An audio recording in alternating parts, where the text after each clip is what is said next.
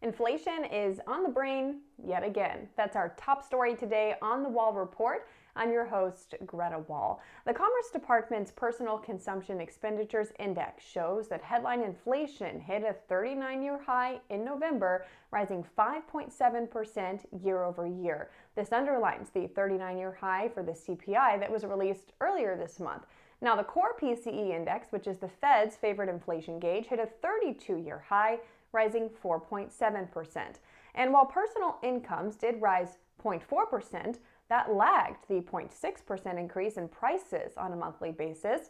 At the same time, though, the pace of consumer spending did slow from October, rising 0.6% in November versus 1.7% in October.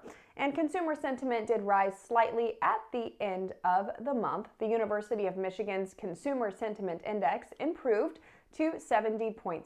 That beat expectations for the survey to remain unchanged from the flash reading earlier this month.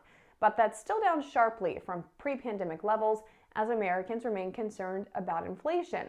The index did show, though, an improvement in those inflation expectations. Respondents to the survey said they see prices rising 4.8% over the next year, with inflation running at 2.9% in 5 years.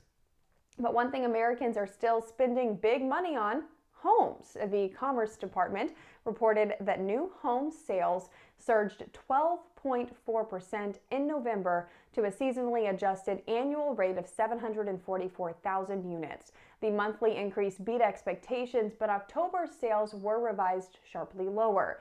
November's sales were down 14% compared to a year ago, and prices also continued to rise. The median price of a new home sold in November hit a new record at $416,900. The new home market has much healthier supply than the existing home market. There were an estimated 402,000 new homes for sale at the end of the month, representing a 6.5-month supply at the current sales pace. For reference, a healthy market has about a 6-month supply. And rounding out the economic news of the day, weekly jobless claims were unchanged at 205,000 last week. That did come in line with expectations as unemployment claims remain below pre-pandemic levels. And the market seems happy with all of that new data. All three major indices are up for the third straight session, on track to end the holiday-shortened week on a high note. If today's gains hold through the close, the S&P will set a new closing record. And it seems that Americans are not letting Omicron keep them home for the holidays. TSA says they screened 2.08 million passengers at U.S. airports on Wednesday, which is higher than the same weekday in 2019.